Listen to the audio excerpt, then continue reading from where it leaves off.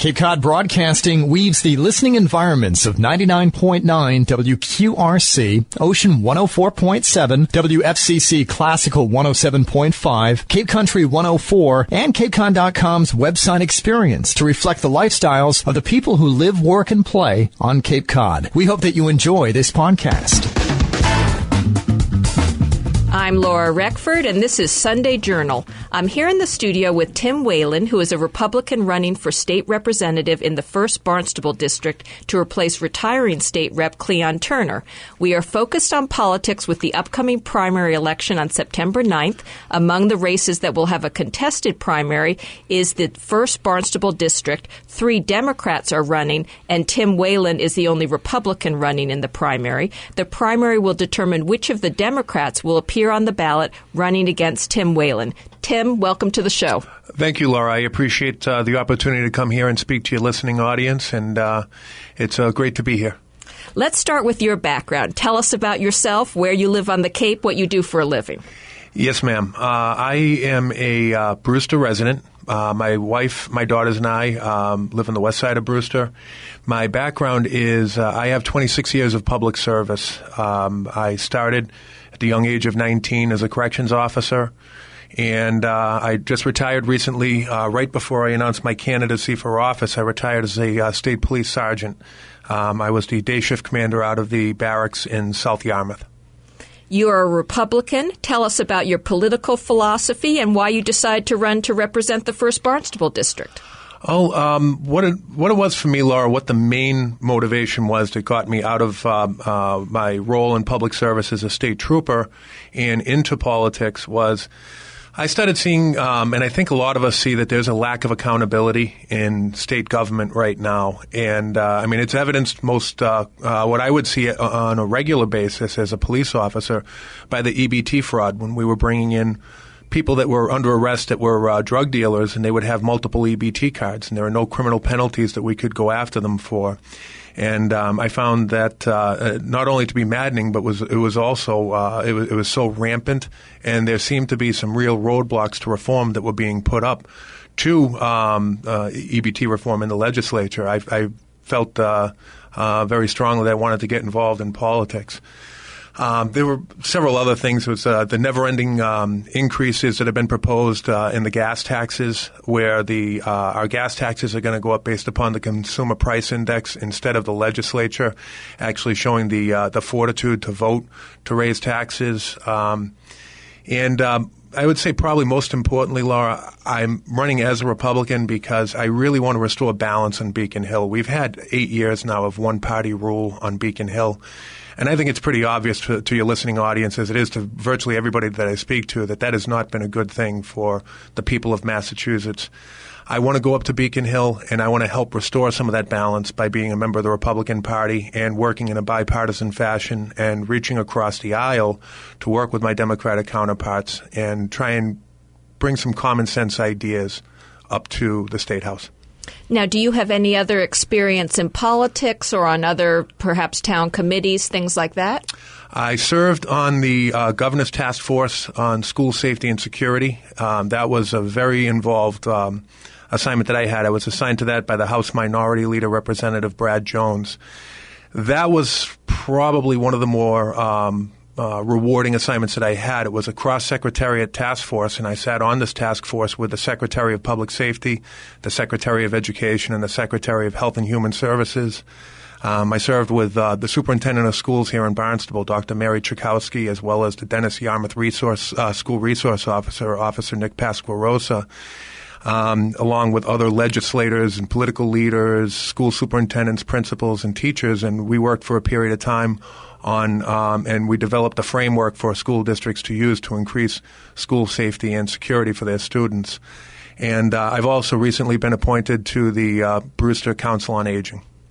And what do you feel are the biggest issues on the Cape and Islands these days that you could influence if you were elected as state rep for the 1st Barnstable District? Well, I'm glad you asked that question, Laura. Thank you.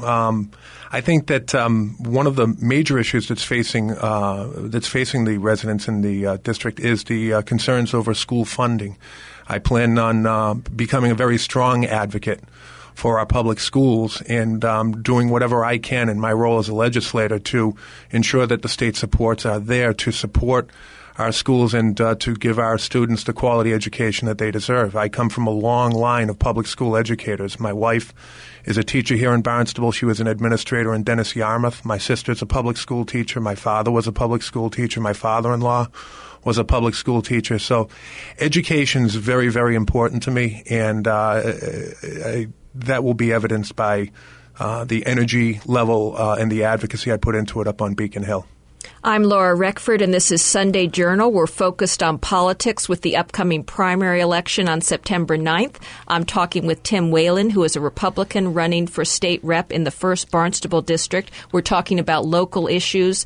You mentioned education. Another big hot-button issue here on the Cape, wastewater. What are your feelings on that? Well, I think that right now it's a major concern for people in the 1st Barnstable District. When you look at some of our elderly who are living on fixed incomes and the concerns that they have about the betterment fees that would be that they would be hit with, it can make that an unaffordable prospect for them to remain here on Cape Cod. But it's not just the wastewater that makes it unaffordable for them here on Cape Cod. It's the concerns with the taxes that keep going up. There are concerns that our residents have with the redrawing of the flood insurance maps. Frankly, it's scary for a lot of our residents, and I just don't see that we're getting the representation that we need. Another big issue in this area, and I'm sure with your background in public safety, you have strong feelings on it, drugs, addiction, the crime problem on the Cape. What are your feelings there? I've dealt with this firsthand. I've been dealing with the drug problem here on the Cape at a firsthand level for years.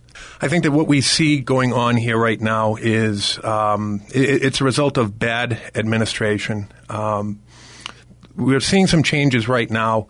The governor recently signed some legislation, and it was championed by Representative Randy Hunt. And what we're looking at, what this legislation is looking to do is it's looking to invest some more money into rehabilitation and drug treatment. And I think that that's the way of the future, the best way that we can address this. More prison cells is not the answer. I've sort of grown in my view on this matter as a public safety professional for years. I believe that the answer was always more prison cells and longer prison sentences. When we're talking about dealing with the users, the addicts, the people that are suffering from addiction, that's not the answer. However, I do believe that we need longer prison sentences and more prison cells to deal with the people that are peddling this poison on the streets. One of the problems that we deal with in the world of law enforcement is that there's a constant lobby to reduce sentences and take a soft-footed approach to trafficking. There's right now there's a push to reduce minimum mandatory sentencing for drug traffickers. And I oppose that wholeheartedly. Like I said, we need to cure our addicts. We need to provide them the treatment and the resources they need so that they can lead productive lives. We need to punish the people that are peddling these drugs on the street and basically turning an entire generation into zombies. Another big issue on the Cape that we hear a lot about, affordable housing and how some young people feel they really can't afford to live on the Cape. What are your thoughts on the affordable housing, the shortage of affordable housing on the Cape? I deal with this, again, on a first-hand level because I'm a parent of 2 daughters that are in college. My daughters aren't going to be able to live here on Cape Cod. There's no way that they can afford it, and I think that a lot of that has to do with the job market as well. The job market here on the Cape is repressed. I was just reading that there's a celebration up in Boston that some of our state unemployment figures are coming down. I'm still not seeing the benefits of that here on Cape Cod. I grew up in a neighborhood just down the street from my grandparents. My grandparents were over my house every day. I'm not going to live on the same street as my grandchildren because my children are going to have to live on the other side of the bridge.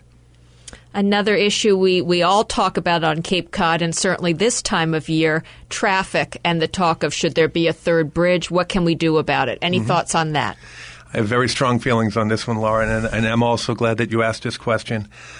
We are going to have to look at replacing these bridges. The bridges were built in 1933, I believe, if memory serves from the last time I looked at the plate when I came over the bridge. Those bridges are old. They are going to have to be replaced. The thing that I object wholeheartedly to is the idea of placing a toll on the bridges. And again, this is another case where the entire state caters to the city of Boston. I worked on the Mass Turnpike as a state trooper for years, and the taxpayers of Cape Cod spent an awful lot of their tax money to build a nice 93 northbound and southbound tunnel system that the people in the city of Boston can use, and there are no tolls in that tunnel. So I say, Cape Cod built you that tunnel, they can build us a bridge without tolls. Another big issue, to throw one more out at you, renewable energy. People talk about the solar panels, the wind turbines. Your thoughts on those things? Well, I think that I'm not a big fan of Cape Wind. I will offer that right up front. I think that there are a lot of questions that need to be answered, and the biggest question that I have for Cape Wind is truly the need to be charging about 300% of the standard kilowatt hour rate. Why so expensive, and how is that going to affect the rate that the electric rates that our people pay here in the First Barnstable District? Barnstable County already has some of the highest electrical rates in the country. There are people that I talk to when I knock on doors every day that are just getting by. They're really struggling to get by every day, and if you're talking about increasing their electric bill, even as little as $40 or $50 a month, these people aren't going to make it. And with about 1 minute left, we've touched on a number of different issues, but what distinguishes you from the other candidates in this race? I would say it's my resume. I have 26 years of public service, spotless, unblemished public service as a Massachusetts State Trooper, as a correctional officer, and I'm also an honorably discharged United States Marine. I'm also probably right up at the top of that resume is I've been married to my wife for 24 years, and we have two wonderful, beautiful, successful daughters who are both Dean's List students in college. My accomplishments behind me are many.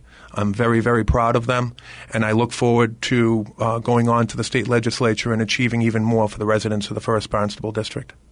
And unfortunately, we are out of time. Tim, thank you so much for giving us some time today. Thank you, Laura. Much appreciated. I'm Laura Reckford, and this is Sunday Journal. This podcast is a presentation of Cape Cod Broadcasting, which is solely responsible for its content. Thank you for listening. For more information, please visit us at capecodbroadcasting.com.